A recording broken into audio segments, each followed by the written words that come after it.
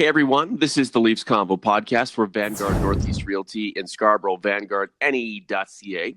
I'm your host, Norman James, coming to you from London, Ontario, Canada, joined as always by my podcast partner in crime, the one and only, the legend, my best friend in podcast, Michael Piaggello from Buffalo, New York. Michael, good morning. How are you? Good morning, Norman. Well, after watching a all too familiar performance from the Toronto Maple Leafs, I'm sure that Leafs Nation is not doing too well because, as I said, and we both said on the on the combo yesterday, this was a game, a clutch game, a game where they could seize control and put a stranglehold on the Boston Bruins.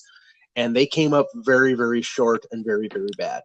6-4, the Game 4 final in favor of those dastardly Boston Bruins. The series all tied up at 2, heading back to Boston for Game 5 on Friday. So here's the thing, Michael. What was it about Game 4 that the Leafs were not able to produce and emulate from Game 3? What was the difference? Weren't the stakes the same? The stakes were the same, but the play was not the same. I mean, I looked at Game 3, and you had a team that bought in defensively, that played two-way, that used their speed to get on the Bruins. They were the ones who dictated the pace of play and the type of play. Last night, right off the face-off, it's tough to interpret one little thing and say that's a symbol of what's going to happen. But when Zdeno Chara body slams Mitch Marner on the opening faceoff, I just got this feeling like, the Bruins are here. The real Bruins are here. And the Leafs put in an energetic effort. They tried. They were, but in terms of process, in terms of what they did, giveaways, stupid errors, lack of effort in some points, in some players. It just fed in, and the Bruins got the lead. The Leafs expended all their energy to tie the game, and then the Bruins got it back. In a couple minutes with the two Pasternak goals. I mean, it was a very spotty effort. They did put a lot of energy, but it was going in all directions. We talk about sports psychology, or at least I brought it up on yesterday's podcast. This team played with so much confidence in parts of the series, and then yesterday there was an insecurity that was prevailing. Pucks fanned on, shots not taken with full authority. Number 51 can't help but to shoot the puck into the defender's legs. A lot of this stuff is just instinctual, but it's very frustrating. Travis Dermott, the same thing. Here's another thing that I can't stand, and people who've listened to the podcast know this. When you have the puck, put the effing thing on net. William Nylander with great opportunities. I've got to go top corner. You missed the net. What are the odds you hit the top corner? Jake Muzzin, everybody wants to bomb it. You're in the playoffs, guys. Do whatever you possibly can. Oh, it's funny. The Leafs goals last night, a few of them, because this is the only way they were scoring, were those thread it through, ping pong, somebody makes a deflection, you score. That's how you have to get your offense in the playoffs. But it just seemed to me that there was an insecurity in their game that wasn't there in Game 3. Buckle up, because we're going to see this schizophrenic type of team throughout the final 3 games. I just don't think they're going to be able to assert any sort of dominance, psychological weight over the Bruins, who are made for these sort of circumstances. Well, I mean, the dominance will be fleeting. It's like they had the advantage in Game 3, and then Game 4, everybody talked about the big line of Pasternak, Marchand, and Bergeron being shut out, and then they equaled their series output with 6 points last night. Although I don't know if they got any points on the empty netter. But to your point about getting the puck to the net, Chara's game-winning goal was simply getting the puck to the net. You score goals like that in the playoffs when there's a lot of traffic in front of the goaltender. I took a picture. Of and this is when the Leafs were down 2-0, and they were down 2-0, but they were dominating play and they couldn't get a goal. And then they got that goal late in the first, where William Nylander has a shot set up perfectly by Morgan Rielly. He's got the entire short side wide open, and he puts it into Tuukka Rask's pad. That was sort of symbolic of what happened last night. They had lots of chances. Now, they scored 4 goals. They did come back from 2-0. They did come back to make it 5-4 and make it exciting. But That's almost wasted effort when at the other end of the ice you're incompetent defensively and you cannot cover, and that was easily Freddie Anderson's worst game of the series. I mentioned this to start the series. The Boston Bruins are going to have to blow a tire. You don't want your goaltender to have a bad game, but he had his last night, his worst game of the series.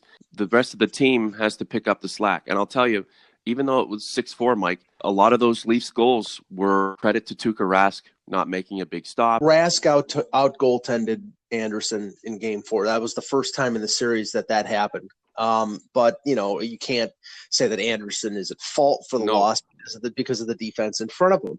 And to your point, like the Matthews goal that tied it 2-2, that went right through Rask's arm and his uniform. So even though he did win the goaltending battle, he was beatable. He did give up 4 goals. Sure. The difference in this game, between this game and Game 3, was the Leafs' ability to shut down the Pasternak Bergeron line, and just their overall defensive concept. I mean, I think you looked at, and there were all these articles and plaudits about Jake Muzzin and Nikita Zaitsev after Game 3 and after Game 1.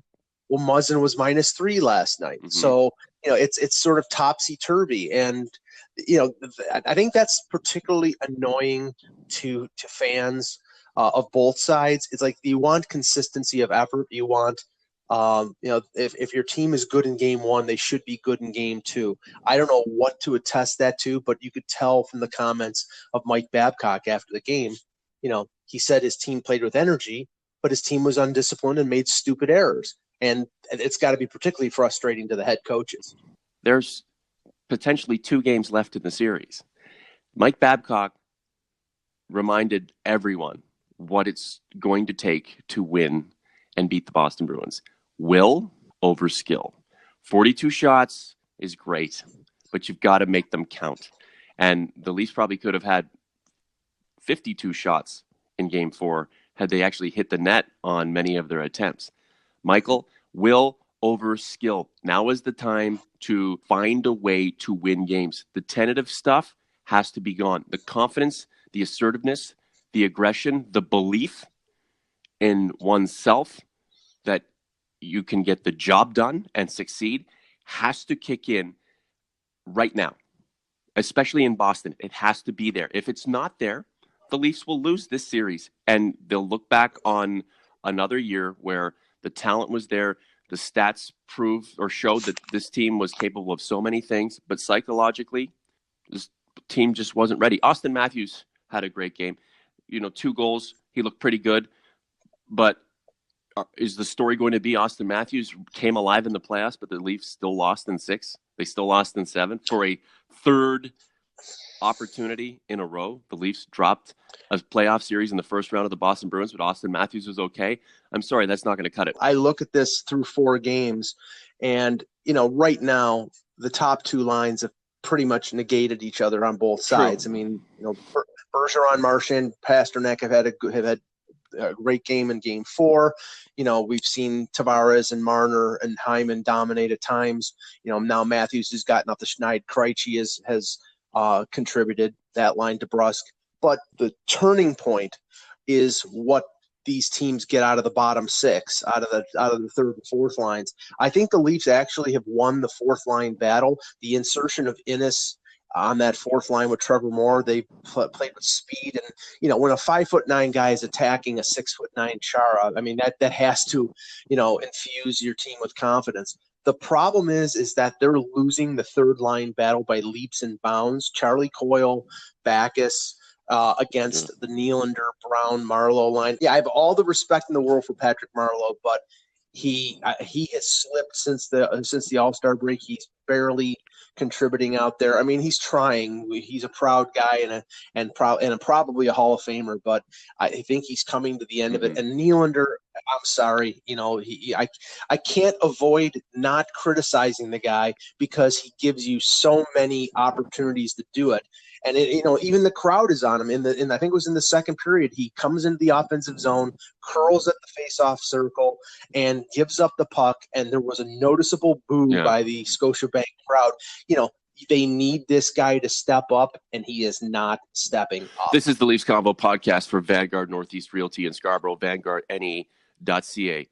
That third line, it really is like a cast of characters, a motley crew. You have Connor Brown, who's been left to his own devices this entire season. He has been the odd man out this entire season. You have Patrick Marleau, who needs to retire. It's time for him. I mean, how many more damn games are you going to play? How many more goals are you going to score? It's all good, Patrick. I know you didn't win your championship, but unless you do it this year, you're not going to do it, because the Leafs need to bring in some younger blood into that Patrick Marleau role, and whoever Patrick Marleau is mentoring needs to become the mentor. And then you have William Nylander, who is riding out a wasted season, totally wasted. It's all his fault. It's all his father's fault. It's not the Maple Leafs' fault. It's all his fault. He can totally rebound and become whatever the statistical dream that all of the data heads think he's going to be on another team. It's just not going to happen with the Maple Leafs. He's out there to help the team, but he's also out there to do things personally. This guy's still trying to make up for lost time. So you have this motley crew of a third line that really is a vortex on a team that has to be a tight-knit unit. I have time for Connor Brown, but the thing is that his versatility and Mike Babcock's dependency on him, I think, have not done him any favors, because this year he's played on the second line, he's played on the third line, he's played on the fourth line, he's played left wing, he's played right wing. That doesn't exactly promote consistency. You're always being yo-yoed in and out of different situations. And, everybody says, well, you can't pay a fourth liner $2.1 million. Well, I don't think he should be on the fourth line, but I think this combination right now with a guy who the coach definitely does not trust defensively up the middle and is playing tentative still after being in the lineup since December 4th. I mean, and a player, a former great player who seems to be on his last legs, that doesn't provide what I consider, a great third line. What Babcock might do is he might move up either Innes or Moore to the third line to provide some speed, but that'll be at the cost of the fourth line, which I think is still vulnerable because Freddie Gauthier has, when he's matched up one-on-one against like Noel Chari on the fourth line, he gets beaten on most instances. So, I mean, this is not a complete team with their, know that there are going to be steps over the next few years to improve the depth, whether internally or externally. The here and the now of this series is, they got punched in the nose in game 2. They responded. They got punched in the nose again in game 4. The Bruins stepped up their physicality. Now they go back to Boston. Boston has the home ice advantage. They need to put in an effort like in game 1, in game 5. Otherwise, the series is probably going 7, and TD Garden, 7 games, good news for the Toronto Maple Leafs. Sometimes you just have to go back in there and get it done. Face your demons and overcome them. If that's what it takes in game 7, so be it. We'll find out if that's indeed the case. The Leafs can still try to wrap this thing up in game 6. My concern is that Boston is going to play with reckless abandon in game 5. And typically those guys can toe the line and even cross it and not suffer the consequences. The Maple Leafs, as the responder to the aggressor, a lot of times are the ones to pay the price for the rising temperature on the ice. And that's my concern for game 5. But you can't count them out yet, Mike. You have to also forecast or hope that something in the Bruins game will come undone and the Maple Leafs can find that hole and punch their way through it. Just the last few things. What do the Maple Leafs keep from last night's game and take forward with them into game 5? Real quick. What they keep from game 4 is if you don't limit the Bergeron line, you will lose. They limited them in their wins, and last night they were destroyed by them. They cannot let them run amok, which they did last night with 6 points, and think that they have a chance to win. So the message that you carry into games 5, 6, and 7 is if you don't shut them down, you will lose. Patrice Bergeron, 73% on the draw last night. I mean, the guy he's just an unbelievable hockey player. You don't hear about him much, but he does things that are on par with the great ones in the game. And that's what I like. The humility, the humbleness, the commitment to a team game, a defensive game. And the guy, he's just, what a delicious player. Unbelievable. What do the Leafs need to remove from what we saw in Game 4 and never see it again, because it will not benefit them in Game 5? The panic in their own zone. I think that they were, at times just disorganized. The Bruins put pressure on them with their forecheck, and they have not reacted well to that in this series. And, that was predictable because we saw during the regular season that their defense was wanting. Now, when they won, they were able to, with their speed, keep the Bruins forecheckers out of coming deep into the Toronto zone and getting on their defense. But last night, that was not the case, and that pattern is going to be repeated by the Bruins. They know that they can pressure the Leafs. Now the Leafs defense has to be able to compensate and turn it the other way. And if they can't do it, again, they will lose the series. And what tool do the Leafs need to unpack from the chest and finally unveil, because they're in a position where they need to? What do they need to add to their game to help them come back to Toronto and put a bow on the series in Game 6? Well, I don't think there's anything that they haven't revealed yet that they will open up in your question here. I think what they need to find is Freddie Anderson and his game from games 1 through 3. If they get another sort of average effort in Boston from Anderson, it's going to be tough for them to get a victory. Do you think there's any scenario where the Bruins come out tentative and insecure and afraid in Game 5, Mike? There should be no reason that either team is tentative because this game is so key. But, Game 4 was key, and I thought that there was a sluggishness on the part of the Leafs, similar to the regular season where, they give up the first 1 or 2 goals and then they sort of wake up and start playing. You cannot do that in the playoffs. You cannot, start the game in a slumber and then wake up in the middle of the first period and say, oh, let's start. You have to, from the drop of the puck, you need to be going. Mm-hmm. And they weren't going to start the game yesterday. They did get going, and it was a competitive game. But, that has to be thrown out the window in games 5, 6, and 7. We were on Patrick Barlow for showing his age, and, that's his fault. That's what it is.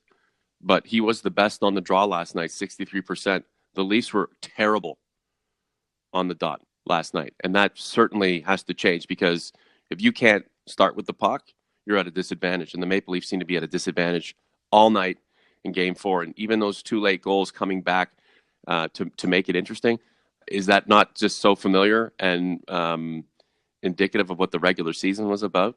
Falling behind, trying to claw your way back in the early part of the season. They were able to overcome and usually come back and win. But those opportunities started to slip. You have two losses now. You lose 2 and you're done. So we can't hope that over time the trend will tick up. No, will over skill. Last point to you. In a way, the 2 goals that made it 5-4 covered up for a greater defeat. They were in this game. They pulled their goaltender. They had a chance to tie the game. But you have to look at from the perspective of, the educated hockey observer. They fell behind 2-0. They fell behind 4-2. They fell behind 5-2, and they rallied twice. But they need consistency of effort to be able to win, and we'll see if they can do that in Game 5. OGs, converts, people new to the podcast, let us know inside the YouTube comment section how you're feeling about Game 4. Do you still feel pretty confident about what's to come in Game 5? This is a one big therapy session for all of us. Even Boston Bruins fans, there are some really good ones out there who want to converse with us. Tell us how you're feeling too. All I want to see from this team tomorrow is confidence, belief, and every time they get a damn opportunity to score or make something happen offensively, don't miss the net. Michael, I got to go. Talk to you soon. Thanks, Norm.